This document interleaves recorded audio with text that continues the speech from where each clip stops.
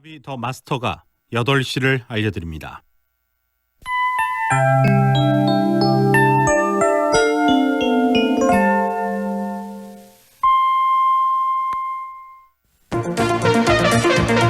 광주 MBC 아침 종합 뉴스.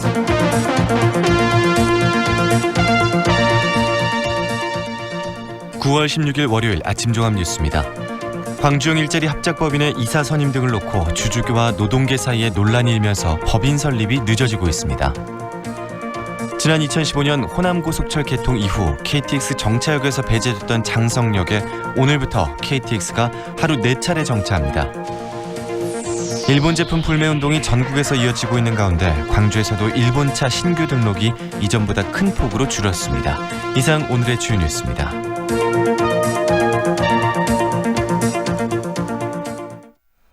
광주형 일자리 합작법인인 광주 글로벌모터스 설립이 지연되고 있습니다.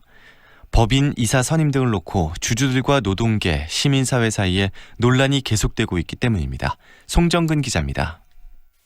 광주 글로벌모터스 합작법인이 출범한 지 벌써 한 달이 지났습니다. 하지만 정작 법인 설립 등기는 마치지 못했습니다. 가장 큰 걸림돌은 이사 선임을 둘러싼 노사정 사이의 갈등입니다.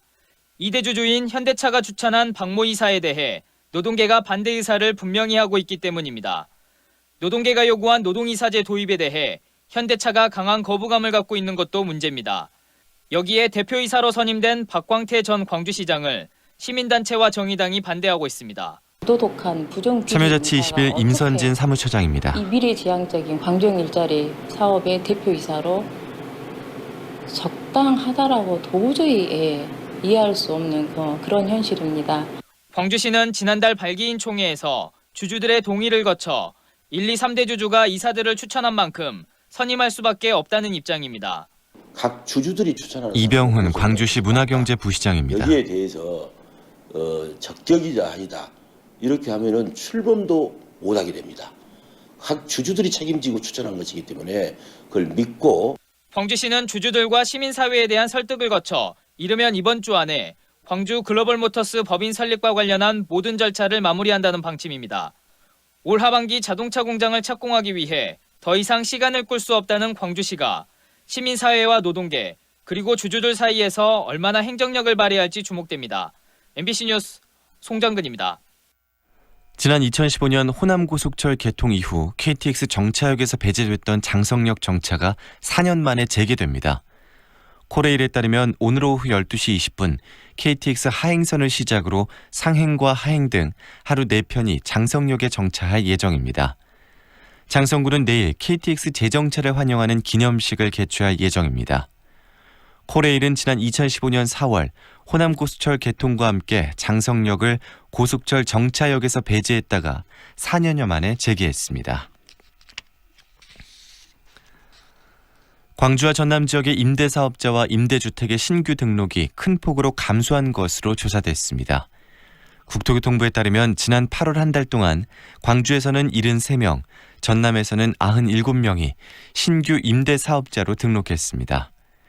이는 한 달 전과 비교하면 광주에서는 5.8%, 전남에서는 41.2%가 각각 줄어든 수치입니다.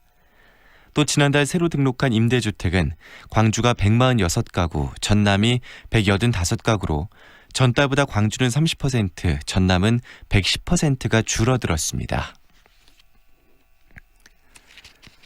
일본 제품 불매운동이 전국적으로 확산되고 있는 가운데 광주에서도 일본차 업계가 고전하고 있습니다.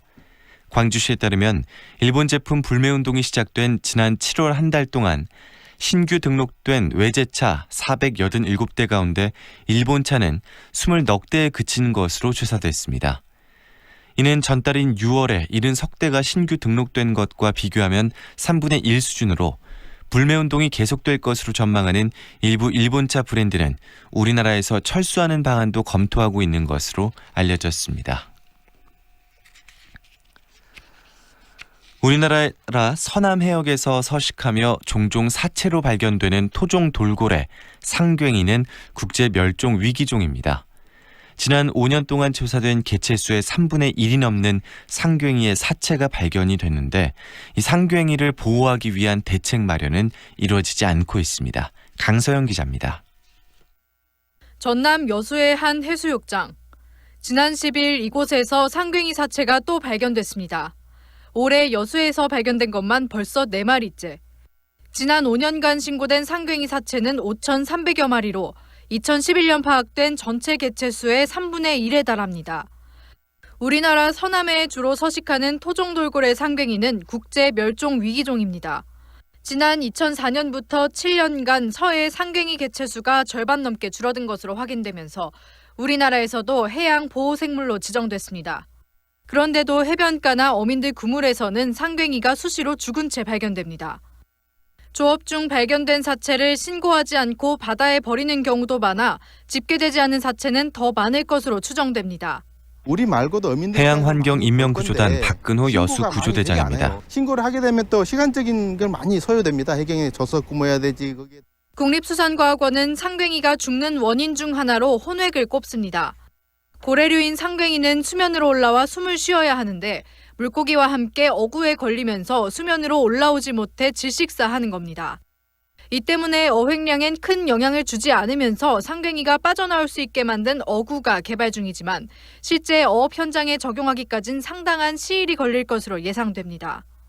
미국이나 국립수산과학원 손호선 고래연구센터장입니다. 이 방법을 적용해서 고기를 잡으시오라고 명령을 내리기가 쉬운데요. 대한민국 같은 경우는 어업인들이 바로 어획량이 줄어들면은 그걸 다 보상을 해내라. 이런 식의 접근이 우리 곁에서 점차 자취를 감추고 있는 토종돌고래 상괭이. 상괭이 보호에 대해 우리 사회에 관심이 모아져야 한다는 목소리가 커지고 있습니다. MBC 뉴스 강소영입니다. 광주와 전남 지역에서 버려진 반려동물이 최근 6년 동안 3만여 마리에 달하는 것으로 나타났습니다. 손금주 의원이 농림부로부터 받은 국감 자료에 따르면 지난 2014년부터 올해 8월까지 광주 전남 지역에서 버려진 반려동물은 3만 510마리로 나타났습니다. 이 가운데 광주에서는 1000여 마리, 전남이 4,200여 마리 등 모두 5,300여 마리가 안락사 당한 것으로 집계됐습니다. 광주 학살 진상규명을 외치며 산화한 고 표정두 열사의 추모비가 이번 주 호남대 쌍촌 캠퍼스에서 5.18 기념공원으로 옮겨집니다. 표정두 열사 추모사업회에 따르면 광주시와 5월 단체 등은 옛 호남대 쌍촌 캠퍼스에 방치되어 있던 고 표정두 열사의 추모비를 이번 주 5.18 기념공원으로 옮기고 오는 18일 오전에 기념식을 치를 예정입니다. 지난 1987년 서울에서 광주 학살 진상규명을 요구하며 분신해 숨진 고 표정두 열사의 추모비는 호남대 쌍촌 캠퍼스가 이전하면서 이전 대상지를 찾지 못해 표류하다가 지난 2017년 문재인 대통령이 5.18 기념식에서 표열사를 호명한 이후 2년 만에 이전하게 됐습니다. 광주 도시철도 1호선에서 지난 5년 동안 모두 10건의 성범죄가 일어난 것으로 나타났습니다. 한선교 의원이 경찰청으로부터 받은 국감 자료에 따르면 광주의 경우 지난 2015년부터 올해까지 모두 10건의 성범죄가 신고됐습니다. 역별로는 상무역과 송정역에서 3건씩 발생했고 금남로 오가역과 송정공원역 등에서 각각 1건씩 발생했습니다. 조합장 선거를 앞두고 금품을 건넨 혐의로 기소된 현직 조합장이 징역형의 유죄를 선고받았습니다. 광주지법 형사 3단독 황영희 판사는 선거법 위반 혐의로 기소된 전남의 한 지역농협 조합장 59살 A씨에 대해 징역 8개월을 선고하고 집행은 2년 유예했습니다. A씨는 지난해 선거를 앞두고 조합원에게 현금 30만 원을 지급하는 등 조합원 4명에게 123만 원을 제공한 혐의로 기소됐습니다. 광주지방 현재 기온 22도입니다. 광주 MBC 아침 종합 뉴스를 마칩니다.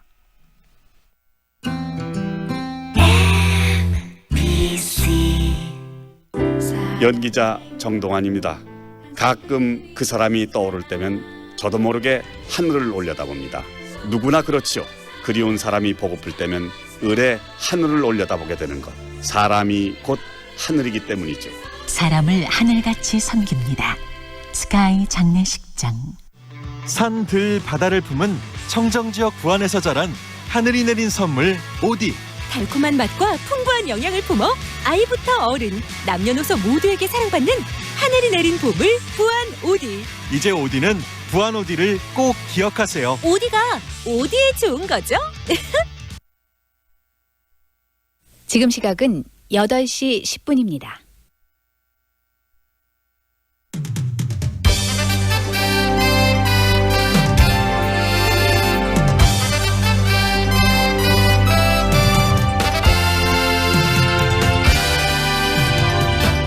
황동현의 시선 집중. 황동현의 시선 집중 2부 시작합니다.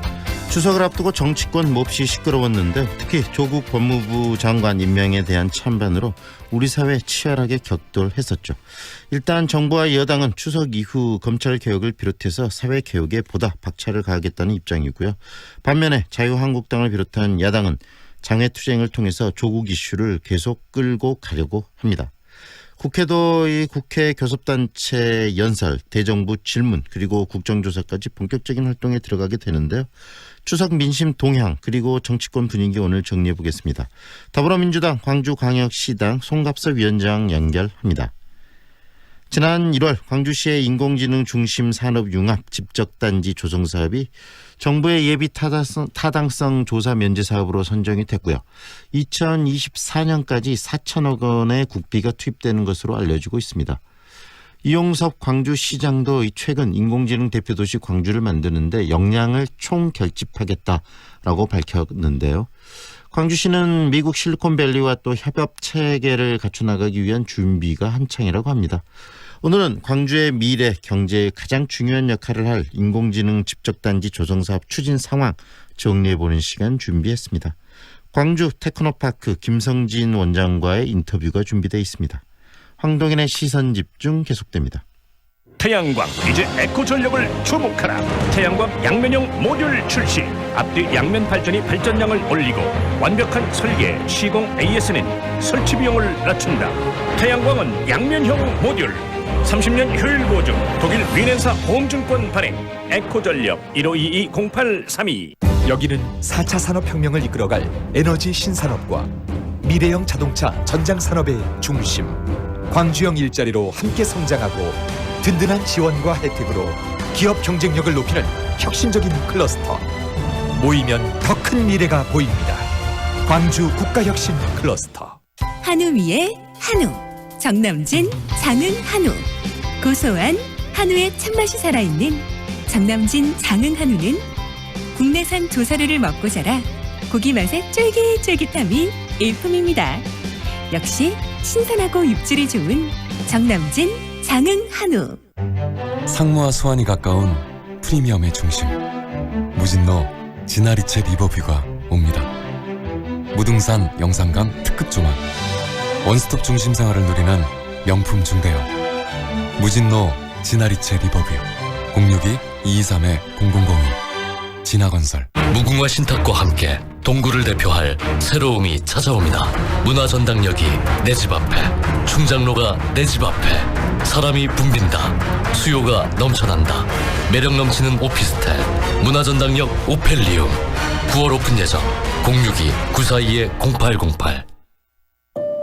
좁은 국토를 효율적으로 활용하여 에너지 영토를 넓혀가는 기업이 있습니다. 탑솔라.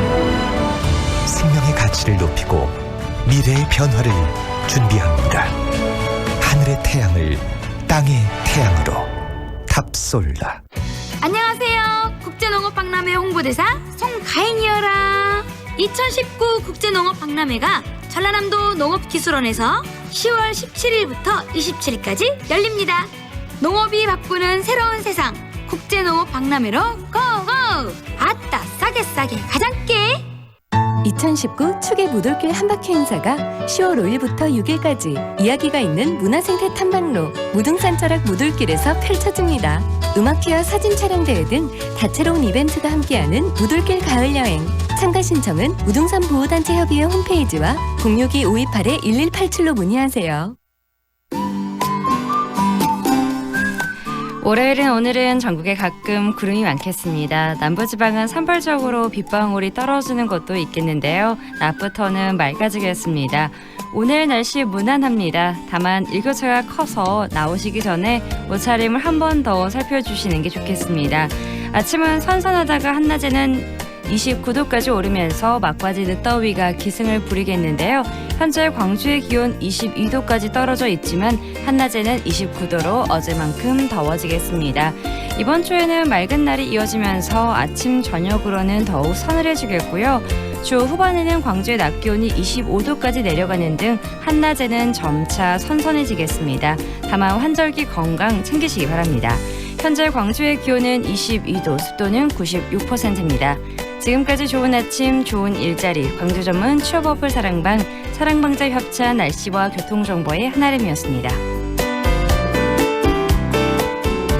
황동현의 시선집중과 함께하고 계시는 지금 시각 8시 15분 40초 막 지나고 있습니다. 21대 국회의원을 뽑는 내년 4월 총선거를 앞두고 정치권 모두 전열을 가다듬고 있습니다. 이제 7개월 남았는데요. 내년 선거는 문재인 정부의 3년 차를 바로 앞두고 펼쳐지기 때문에 중간 평가의 성격과 함께 그 결과는 이어지는 대선 판도에도 큰 영향을 줄 것으로 보입니다. 특히 조국 법무부 장관 사태 이후 흔들리는 더불어민주당 지지율, 과연 어떤 변화를 갖게 될지도 몹시 궁금합니다. 송갑석 더불어민주당 광주광역시당 위원장 연결해서 현재 더불어민주당 분위기 전해 듣겠습니다.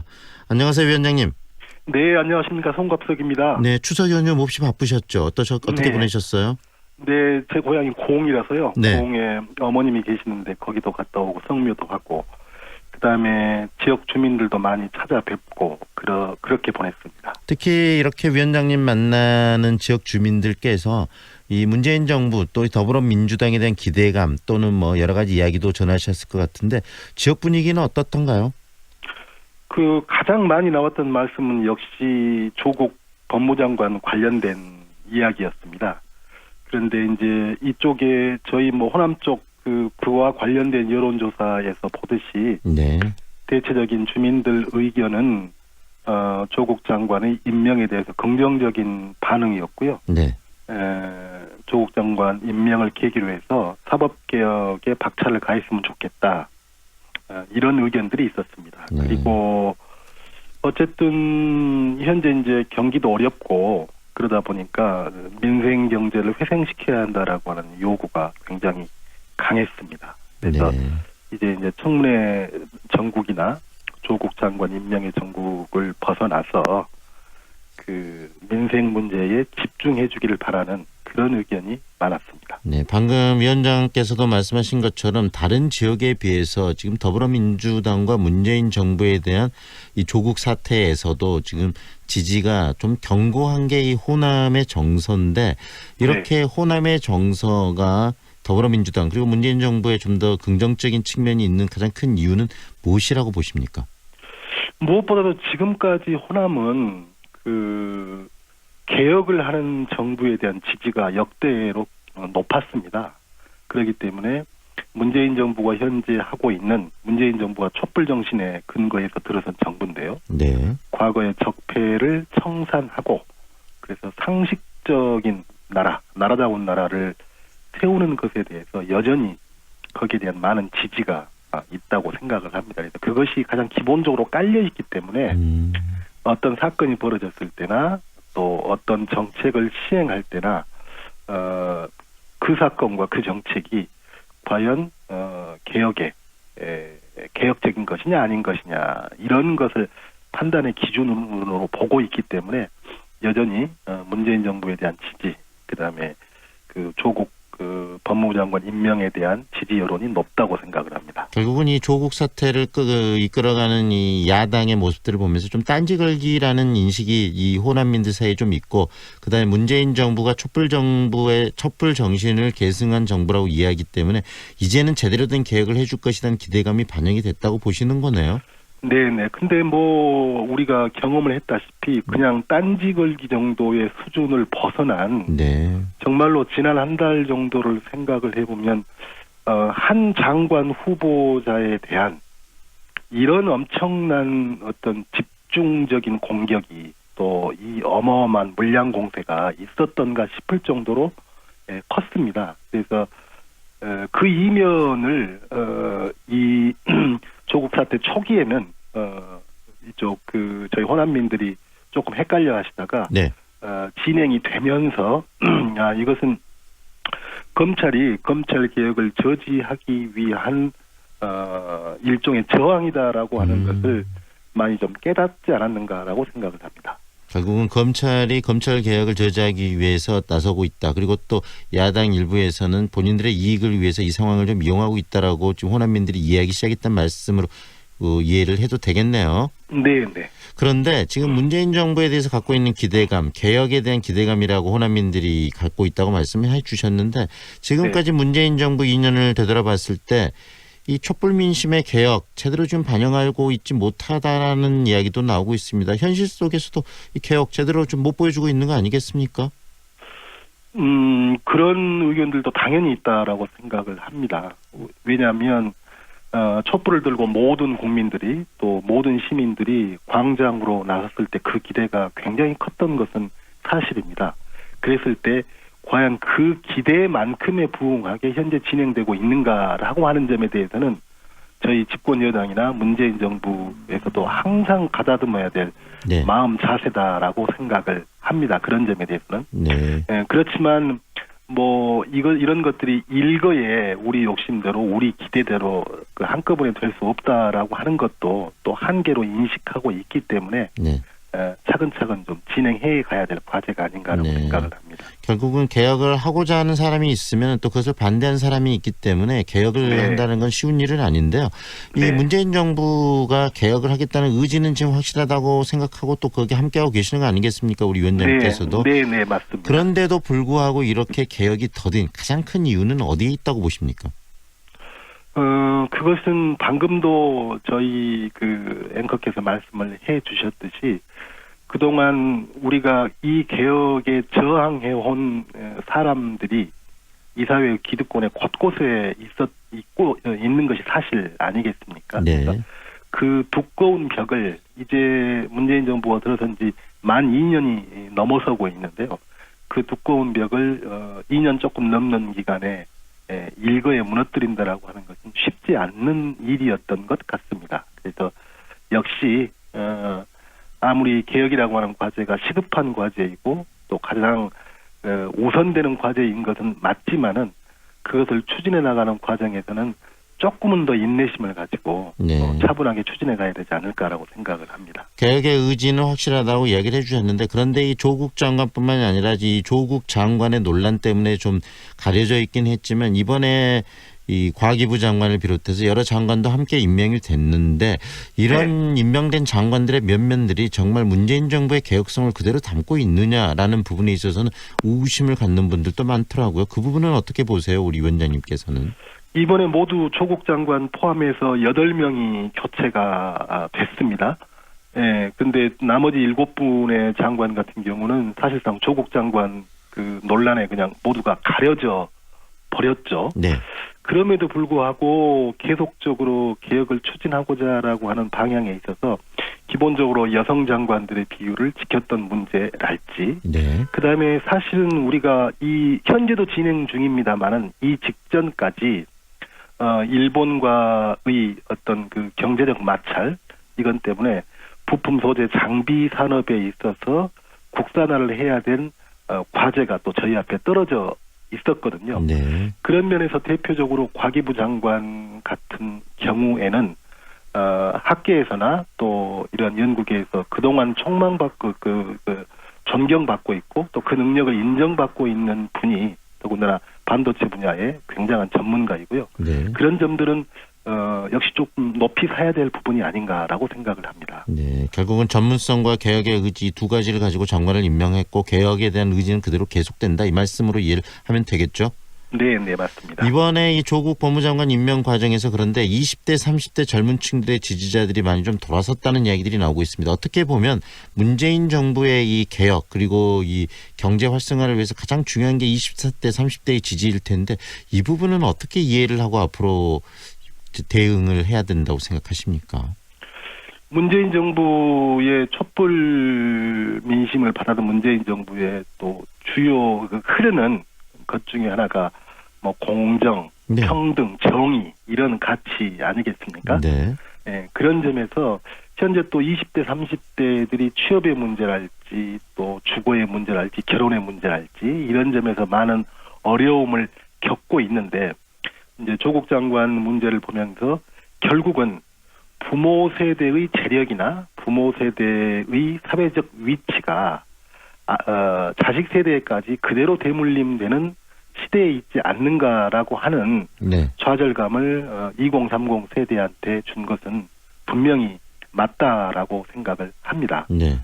이제 그럼에도 불구하고 저희 입장에서는 이것이 불필요하게 필요 이상으로 과도하게 부풀려진 면도 있고 또 실제로 하지 않았던 면까지 또 후보의 책임으로 물을 수 없는 부분까지 부풀려졌었기 때문에 그런 문제들을 이제 정리하는 과정이었고요. 그럼에도 불구하고 여전히 2030 세대의 어떤 이번에 느꼈던 실망감 그리고 이 실망감하고는 별개로 2030 세대에 대해서 여전히 우리가 풀어야 될 과제 이런 문제는 정말로 저희한테 남아있는 문제다라고 생각을 합니다. 결국은 가장 중요하게 느끼는 게 2030 세대들이 느끼는 이 절망감, 취업의 문제, 그다음에 네. 또 이렇게 여러 가지 또 대학교 입학이나 이런 과정 속에서 경쟁의 룰을 공정하게 만들어내야 되는데 진보와 보수를 떠나서 이 소위 말해서 기득권층들이 그런 경쟁의 룰을 왜곡해 왔다는 부분에 대해서 2030 세대가 분노하는 거 아니겠습니까? 그렇다면 그런 부분에 대한 적극적인 개선 이것을 더불어민주당 그리고 문재인 정부가 좀 보여줘야 되지 않을까요? 어떻게 보시나요? 이제 그런 의미에서 그 조국 장관 임명 직전에 대통령께서 동남아 순방 중에 이미 대입 정책에 대해서 다시 한번 심도 깊게 좀 고려해봐야 된다라고 하는 말씀을 하셨습니다. 네. 그래서 이제 교육부 차원에서 현재 그 작업을 하고 있는 것 같은데요. 그래서 보다 공정한 룰이 적용될 수 있는 대입제도 방식을 중심으로 해서 그런 것들이 개선될 수 있도록 나가야 된다고 생각합니다. 네. 그리고요. 그런 또 여러 가지 맞물림들 서로 갈등들이 이 선거를 통해서 새롭게 수렴되고 또 지지하는 세력들이 만들어지면서 개혁이 더 그만큼 탄력을 받지 않을까라는 생각도 드는데 그런 의미에서 내년 총선 많은 분들이 기대하고 또 여러 가지 생각도 하십니다. 우리 위원장님 그리고 더불어민주당 입장에서 내년 총선이 갖고 있는 의미는 어떤 겁니까? 내년 총선이 갖고 있는 의미는 촛불 민심을 받들어서 들어선 정권인 문재인 정권이 이러한 개혁의 과제를 계속적으로 국민의 지지를 받으면서 할 수 있느냐 아니면 국민의 지지를 받지 못하면서 개혁의 과제가 조금 한풀 꺾이느냐 이런 중요한 의미다라고 생각을 합니다. 그래서 저희 민주당 입장에서는 그러한 개혁의 청사진들을 다시 한번 가다듬고 유권자들 국민들께 보여주는 것이 중요한 문제다라고 생각을 하고요. 그와 더불어서 역시 민생의 문제, 민생이라고 한 나머지 한 바퀴 이것에 대해서도 충실하게 진행을 해야 되지 않을까라고 생각을 합니다. 그런데 이제 저희가 그동안 최저임금 인상 문제로부터 촉발된 저희의 경제정책 문제에 대한 여러 논란들이 있었는데 최근에 나온 지표로 볼 때는 결국 그런 것들이 조금씩 효과를 보고 있지 않는가라고 생각을 합니다. 물론 세계 경제 흐름이 침체 국면이기 때문에 저희 나라만 거기서 유별나게 도드라져서 큰 성장을 이루거나 이러기는 쉽지 않겠지만 그동안 논란 속에서도 착실하게 추진되어 왔었던 실질적인 국민들의 소득을 향상시키고 내수를 진작시키는 그러면서 그것이 고용과 연결되는 이런 것들이 이제는 조금 그 효과가 조금씩 나오고 있지 않는가라고 조심스럽게 전망해보고 있습니다. 네, 결국은 내년의 총선의 주요 이슈가 개혁, 의지 그리고 하나는 민생 경제를 얼마나 잘 다시 회복시키는가 이 두 가지 쟁점이라고 보시는 거네요. 네, 맞습니다. 결국 경제에 대해서는 그런데 문재인 정부의 점수가 그렇게 높지 않습니다. 앞으로 이 경제에 대해서 좀 더 많은 관심과 신경을 정부도 그리고 여당도 쓰겠네요. 네, 그럴 수밖에 없습니다. 그리고 이번에 추석 민심을 제가 돌아볼 때도 크게 키워드는 두 개였습니다. 조국 장관과 관련된 문제 하나, 그다음에 민생 두 개였습니다. 그렇기 때문에 어느 하나도 소홀할 수 없는 문제다라고 생각을 합니다. 네, 지난 20대 총선을 살펴봤을 때 그때는 호남에서 특히 광주에서는 거의 전멸이었고요. 이 네. 더불어민주당이 참패였습니다. 내년 선거는 어떨 거라고 예상을 하십니까? 말씀하신 대로 더불어민주당이 참패였습니다. 참패였던 이유는 당시에는 더불어민주당이 야당이었죠. 그런데 정권을 되찾아올 수 있는 수권정당의 면모를 갖지 못했다라고 하는 실망감이 가장 컸었던 것 같습니다. 저희 특히나 호남 유권자들 입장에서는. 네. 그래서 이제 거기에 대한 강한 심판이 있었죠. 그 다음에 또 개별적으로는 좀 무사안이란 정당, 겸손하지 못한 정당에 대한 어떤 질타였다라고 생각을 하고요. 그래서 참 뼈아픈 채찍이 됐고 그 채찍이 크게 밑거름이 돼서 저희 더불어민주당은 패배를 딛고 정권을 되찾아왔습니다. 네네. 그렇기 때문에 이제는 되찾아온 정권을 정말로 더불어민주당을 중심으로 한 집권여당답게 개혁도 완수하고 민생도 다시 회복시킬 수 있는 정당의 면모를 계속적으로 보여주는 것이 가장 중요하다고 생각을 합니다. 네, 내년 선거에서는 많은 부분을 회복하고 좀 압승을 하실 수 있을 거라고 이 호남에서 생각하시나요? 저는 상당 부분 혹시 모르겠습니다. 압승까지는 어떨지는 모르겠지만 상당 부분 우세하게 저희 더불어민주당이 다시 선거에서 승리하지 않을까라고 생각을 합니다. 이번에 저희 주민들 만나봤을 때 내년 총선과 관련해서는 더불어민주당 이외의 다른 정당을 크게 대안으로 생각하지 않고 현재까지는 않고 있다라고 하는 느낌을 강하게 받았습니다. 네. 그리고 또 저희가 자유한국당이 이쪽에 대안이 될 수는 없으니까요. 네네. 다른 야당들이 특히나 그때 선거 싹쓸이를 했었던 당시 국민의 정당. 네, 국민의당. 예. 근데 국민의당이 결국 더불어민주당과 민주평화당으로 나눠졌고 또 그 민주평화당도 다시 또 갈라졌고 바른미래당하고 민주평화도 나눠졌고 또 갈라졌고 네네네. 또 민평당도 또 갈라졌고 그다음에 또 바른미래당마저도 결국은 저희 야권 쪽이라기보다는 한국당 쪽에 가까운 스탠스를 현재 취하고 있고 이런 거기 때문에 그런 정당한테 다시 지지를 하기는 쉽지 않을 것 같습니다. 네. 그렇다면 위원장님 내년에 광주와 전남의 총선 또 공천 방식도 궁금해지는데요. 벌써부터 많은 후보들이 지금 물망에 오르고 있고 이야기들도 나오고 있는데 어떻습니까? 전략 공천 방식을 도입을 일부 합니까? 아니면은 전부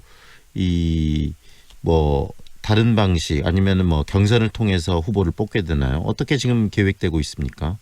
호남에 있어서. 네네네. 더불어민주당은 그동안의 선거 룰이 늦게 정해지면서 있어왔던 혼란, 또 일정한 어떤 지도부의 전횡, 이런 것을 막기 위해서 진즉에 전당원 투표를 거쳐서 1년 전에 이미 총선 룰을 확정을 했습니다. 그 총선 룰에는 현역 의원도 원칙적으로 모두가 경선을 치른다라고 해서 현역 의원의 기득권을 대폭 약화를 시켰고요. 그 다음에 이제 새로운 신인들랄지 여성 장애인 이런 쪽에 대한 인센티브를 더 높게 부여하면서 이 경선 과정의 역동성을 부여를 했습니다. 그리고 이제 궁금해하시는 이 호남 지역의 전략 공천과 관련해서는 현재의 이해찬 대표께서 당 대표 경선 과정에서 호남에서 2차례 공식적으로 3차례에 걸쳐서 호남 지역에서의 전략 공천은 없다라고 공언을 하신 바가 있습니다. 그래서 그럼에도 불구하고 전략 공천이 부득이하게 필요한 지역은 나올 수는 있습니다. 왜냐하면 선거라고 하는 것이 기본적으로 다른 당과 관계에서 관련해서 선거에 승리해야 한다는 하나의 문제가 있는 거고요. 또 하나의 문제는 유권자들에게 좋은 후보를 내세워야 된다라고 하는 여건이 있습니다. 그렇기 때문에 호남에서 불가피하게 그런 의미에서 전략 공천이 있는 곳이 있을 수는 있겠지만 그것은 기존에 해왔던 숫자보다 많거나 이러지 않고 굉장히 최소화될 거라고 보고 호남에서는 원칙적으로 경선이 그냥 치러지고 경선에서 승리한 후보가 민주당의 후보가 될 거다라고 생각하시면 될 것 같습니다. 네, 호남은 원칙적으로 경선을 통해서 후보를 고르겠다. 이게 더불어민주당의 공식적인 입장으로 이해를 하면 되겠나요? 맞습니다. 네, 지금 광주시당 위원장으로서 내년 총선 또 앞으로 개혁을 위해 지역민들과 끊임없이 소통을 하고 계시고 또 앞으로도 그 역할을 하셔야 되는데요. 지역민들께 이렇게 방송 연결이 됐습니다. 하시고 싶은 말씀 있으면 마지막으로 한 말씀 해주시죠. 지금 광주의 8명의 국회의원 중에 저 혼자만이 더불어민주당 국회의원입니다. 그래서 이제 한 명이 하고 있는 여러 가지 어려움도 있고 한계도 있고 그렇습니다. 그래서 그런 점에 대해서는 다시 한번 시민들과 또 저희 유권자 여러분께 조금 모자랐던 면에서는 죄송하다는 말씀을 드리고요. 언제나 겸손하게 그리고 시민들과 함께 시민들의 민생을 보듬으면서 개혁이라고 하는 고지를 향해 가는 그러한 더불어민주당이 되고 광주시당이 될 수 있도록 최선의 노력을 다하겠습니다. 네, 오늘 여기까지 들을게요. 고맙습니다, 위원장님. 네, 고맙습니다. 지금까지 더불어민주당 광주광역시당 송갑석 위원장과 함께했습니다.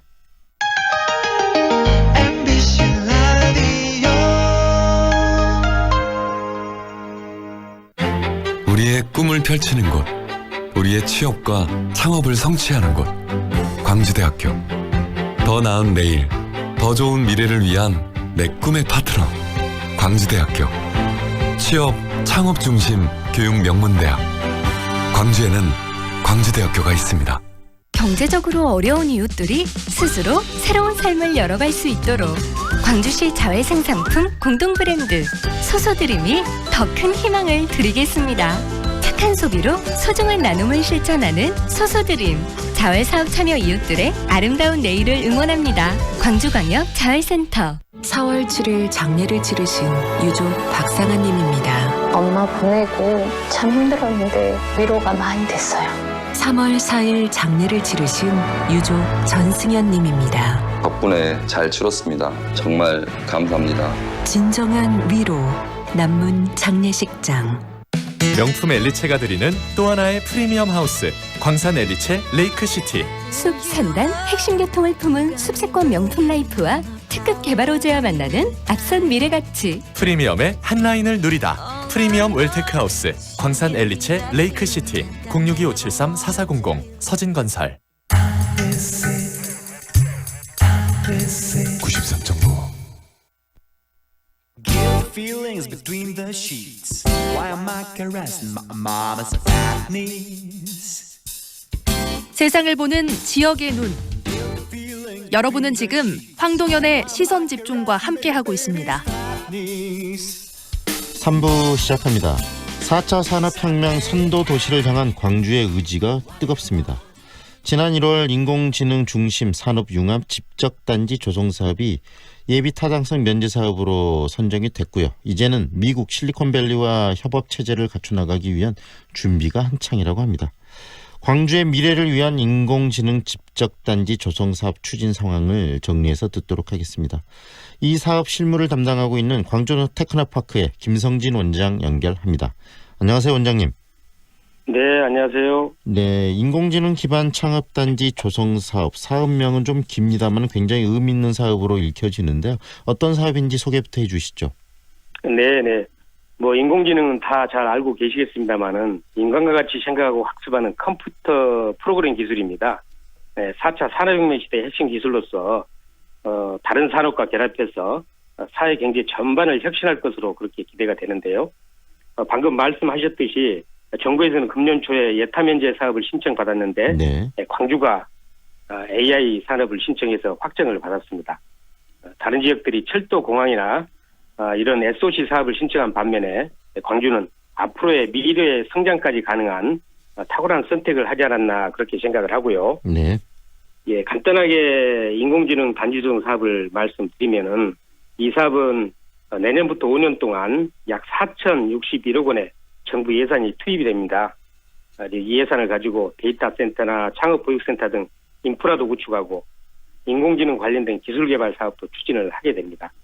그래서 이 사업을 통해서 광주는 우리나라 인공지능 기술을 선도할 수 있고 또 광주 제조업의 경쟁력도 강화할 수 있을 것으로 그렇게 전망을 해봅니다. 네, 이 사업을 광주로 끌어오기 위해서 또 많은 분들과 함께 오랫동안 우리 원장님도 노력해 오지 않으셨나요? 예, 뭐 저뿐만이 아니고요. 많은 분들이 이 사업을 끌어오기 위해서 노력했습니다. 가장 먼저 많은 고생을 하신 분들은 이용석 광주시장과 공무원들이라고 생각을 하고요. 네네. 중앙정부뿐만 아니라 국회까지 열심히 뛰어다녔습니다. 그리고 또 이 사업이 초기에 추진했던 광주과학위원이 이 사업계획서 작성에 또 주도적인 역할을 했고요. 네. 또 사업이 확정된 이후에는 광주 TP나 또 지역 연구기관들도 이 사업 계획서 작성에 많은 참여를 했고 현재도 이제 고생을 하고 있습니다. 그런데 앞으로 이 사업 계획을 세부적으로 수립하기 위해서는 더 많은 전문가의 도움이 필요합니다.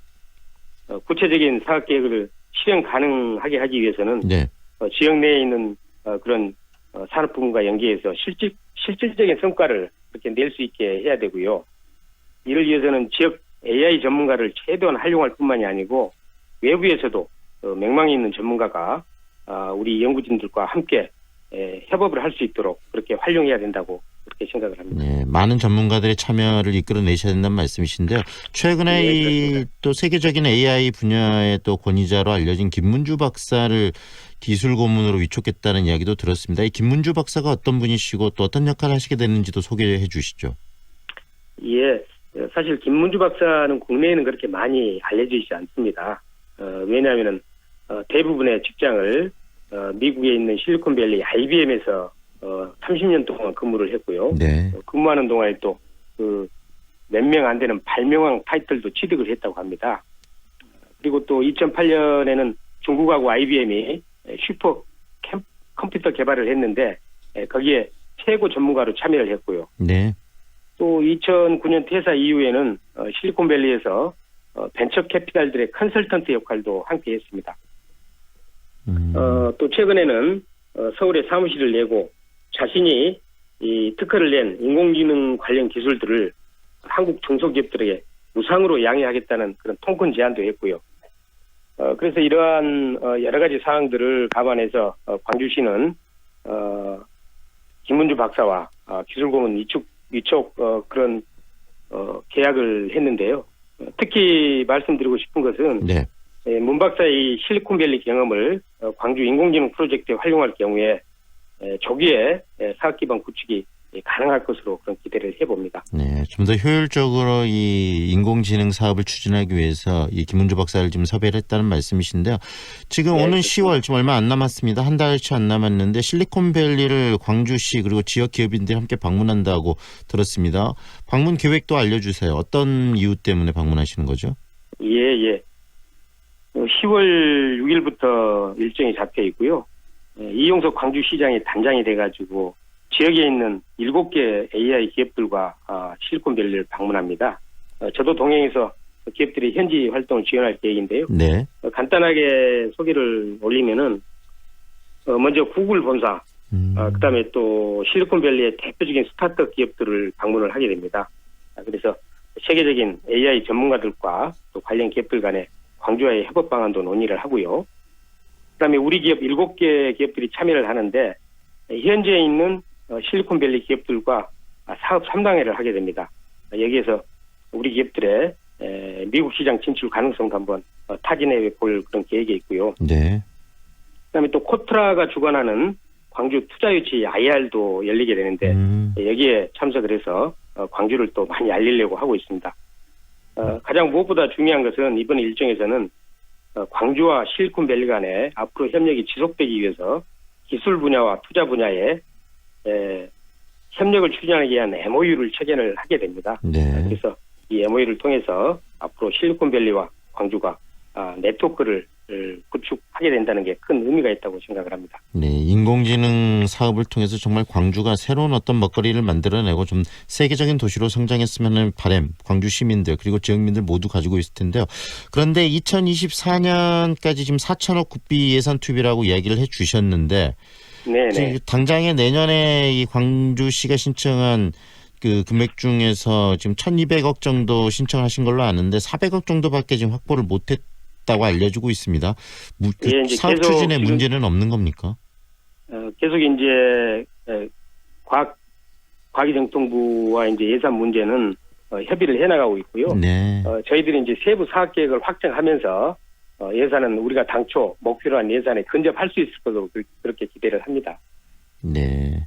앞으로 더 적극적으로 나서서 예산을 더 확보를 하겠다는 말씀이신 거죠? 네, 그래서 네. 지금 이제 광주시와 또 지역 국회의원들 간의 협력을 통해서 네. 또 이 중앙정부와 협의를 계속 해나가고 있고요. 네. 그다음에 이게 국책사업으로 이미 선정이 돼 있기 때문에 네. 저희들이 구체적인 사업 계획서를 잘 작성을 하면은 예산 확보는 최대한 근접해서 우리가 따올 수 있지 않을까 그렇게 생각을 하고 더욱 노력하도록 하겠습니다. 그런데 이 인공지능 사업 분야 자체가 굉장히 미래의 새로운 어떤 방향성이기 때문에 광주뿐만이 아니고 다른 지역에서 굉장히 관심을 좀 많이 갖고 있는 것으로 알고 있습니다. 광주시가 방금도 이야기하셨지만 전문가들 적극적으로 활용을 하고 또 여러 관심들을 좀 높여서 이 다른 지역과 또 경쟁에서도 적극적으로 한 발 앞서는 행보를 보여야 되는 거 아니겠습니까? 그 고민도 많이 하고 계시죠, 원장님? 네, 맞습니다. 다른 지역에서 특히 우리 광주가 인공지능을 예타 면제 사업으로 이렇게 신청한 거에 대해서 네. 굉장히 깜짝 놀라고 있습니다. 왜냐하면 인공지능은 방금 말씀하셨듯이 미래의 먹거리입니다. 그런데 다른 데는 전부 다 이게 SOC 사업만 했는데 네. 광주가 사실 인공지능 기반도 부족한데도 불구하고 과감한 도전을 한 거 아니겠습니까? 네네. 그래서 이런 과감 도전은 또 미래를 향한 그런 그 선점의 기회가 될 것으로 이렇게 기대를 하고 또 그런 방향으로 광주시와 우리가 열심히 힘을 모아서 뛰고 있습니다. 네, 당장의 광주시 그리고 광주시가 인공지능의 대표 도시가 되기 위해서 좀 당장 우리가 고민해야 될 부분 그리고 광주 시민들이 좀 관심을 가져줘야 될 부분이 있다면 어떤 것이 있는지 한 말씀해 주시죠. 예, 뭐 해야 될 일이 참 많습니다. 가장 그 중요한 것은 현재 이 단지 조성 사업은 광주시가 단독으로 하는 게 아니고 방금 말씀드렸습니다만 중앙정부와 공동으로 하고 있습니다. 그래서 이 사업이 성공하기 위해서는 중앙정부와 원활한 협력 체계 구축이 가장 먼저 중요하다고 생각을 하고요. 그리고 이제 두 번째로 말씀드리고 싶은 것은 우리나라 전체적으로 인공지능 인력이 많이 부족합니다. 광주도 마찬가지고요. 그래서 이런 인력 부족 문제를 해결하기 위해서 광주 과기원 등 지역 대학별로 분야별로 좀 특화를 해야 될 필요성이 있고요. 네. 그다음에 산업계의 수요 반영을 위해서는 산학연 협력체계 구축이 필요하지 않을까 그렇게 생각을 합니다. 네. 앞으로 참 갈 일이 많다는 생각이 듭니다. 저희 원장님 또 실리콘밸리 10월에 다녀오신 다음에 이 부분에 대해서 구체적인 방향성 그리고 실리콘밸리에서 성과에 대해서 다시 한번 이야기를 나누는 시간 갖도록 하겠습니다. 오늘은 여기까지 들을게요. 고맙습니다. 네, 감사합니다. 지금까지 광주 테크노파크 김성진 원장과 함께했습니다.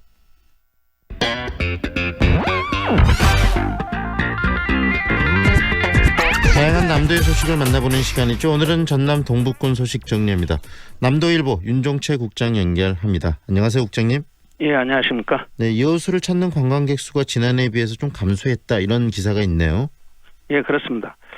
여수시가 집계한 올해 8월 말 현재 여수 방문객은 930만 7천 명으로 지난해 같은 기간 935만 1천 명보다 0.5%인 4만 4천 명이 감소한 것으로 나타났습니다. 네.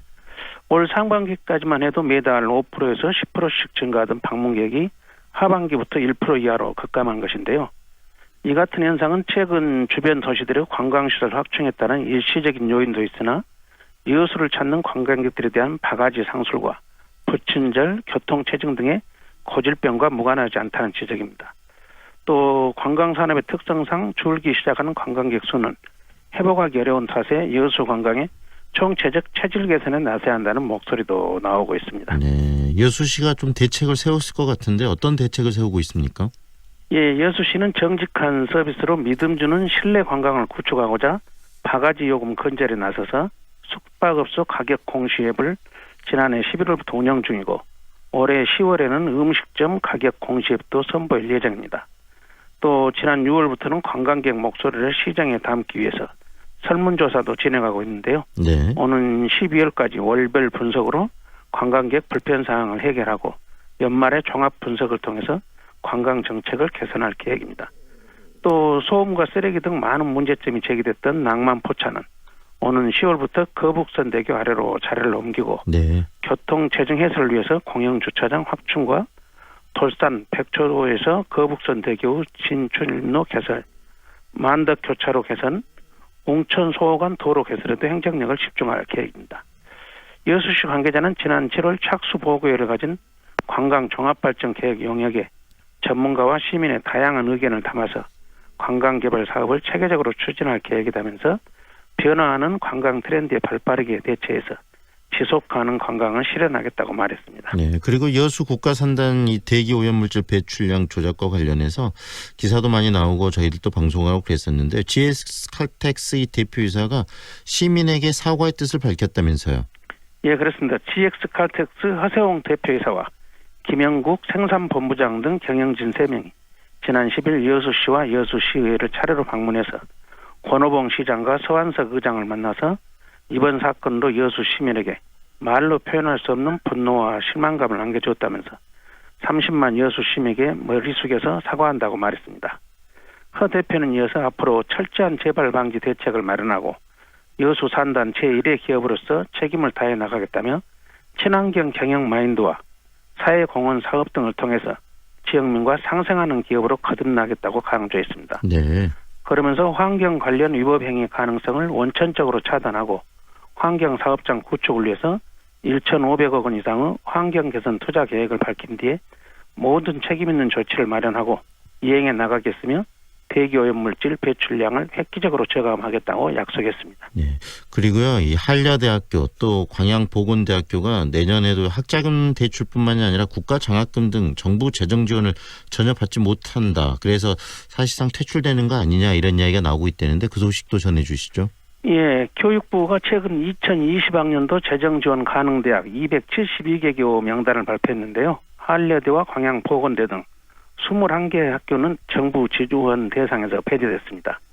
재정 지원 제한 대학은 정부 재정사업 참여 가능 여부와 국가장학금, 학자금 대출 지원 등을 차등 적용받는데요. 네. 학자금 대출 제한 대학은 일반 상환 50% 제한 대학과 일반 상환 및 취업 후 상환 100% 제한 대학으로 구분됩니다. 네. 일반 상환 50% 제한은 정부 재정 지원 사업의 경우 기존 사업은 지속되지만 신규 신청은 제한되며 학자금 대출은 신입생과 편입생 대상으로 50% 제한됩니다. 하지만 일반 상환 취업 후 상환 100% 제한 대학은 정부 재정 지원 사업과 기존 사업 및 신규 사업은 물론이고 학자금 대출이 전면 제한되는데 여기에 광주 전남 지역에서는 한려대와 광양보건대 그리고 고구려대가 포함됐기 때문에 지금 위기에 빠졌다 이것입니다. 그만큼 어려운 상황이라는 이야기인데 이런 또 상황 속에서 광양보건대학의 이 서모 총장이 직원 채용 비리 혐의로 파면 결정이 났다는 이야기도 나와 있네요. 예, 그렇습니다. 광양보건대 임시이사회가 최근 회의를 열어서 조카를 계약직 직원으로 채용한 혐의와 이사회의 지시 불이행을 이유로 서 총장을 파면하기로 결정했습니다. 이에 그동안 조카 채용에 관여한 바 없다고 주장해온 서 총장은 이사회의 파면 결정에 불복하고 법원의 총장 지휘보준 가처분 신청과 함께 파면 결정 취소 소송을 준비 중인 것으로 전해졌는데요. 네. 서 총장은 지난 2월 취임한 뒤에 4월 계약직 직원을 채용하면서 동생 아들을 합격시켜서 논란이 일었습니다. 정관에는 직원 채용 시 학력 등을 기재할 수 없지만 대학 측은 심사표를 새로 만들어서 최종 학력에 가점을 부여했고 석사학위 소지자인 서 총장의 조카는 가점을 받았습니다. 이에 교수협회는 4월 23일 성명을 내고 총장이 조카 면접위원으로 참여한 채용 비리 의혹에 대해 진상조사를 촉구하라고 했고요.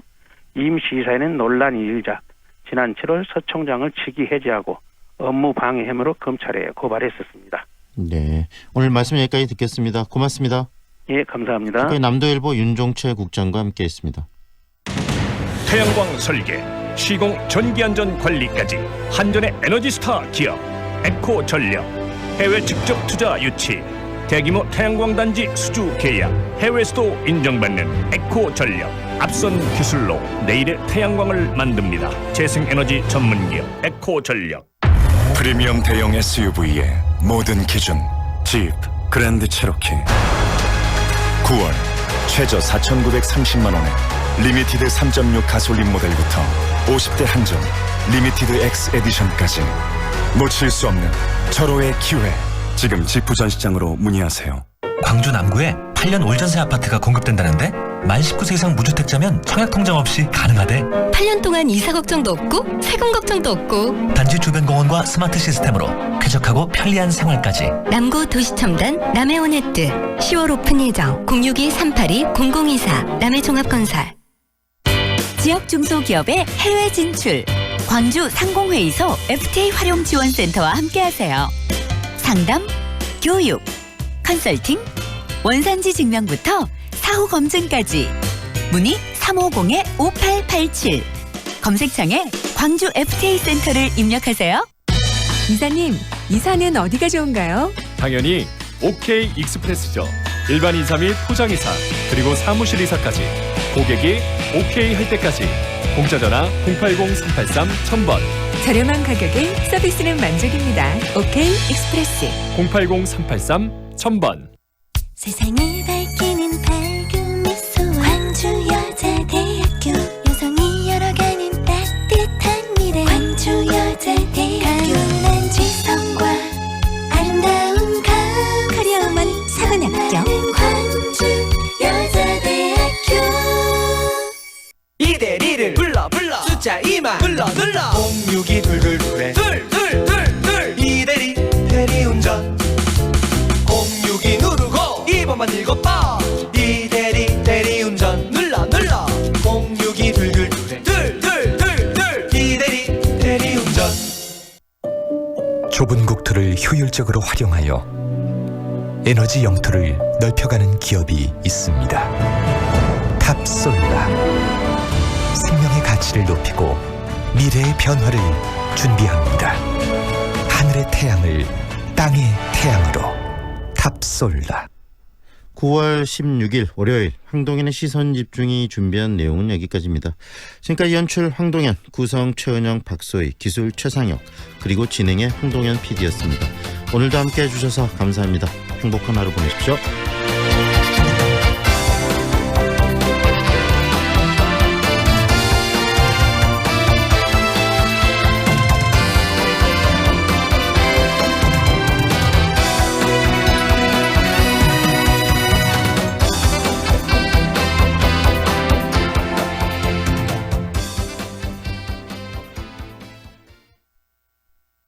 지금 시각은 8시 57분입니다.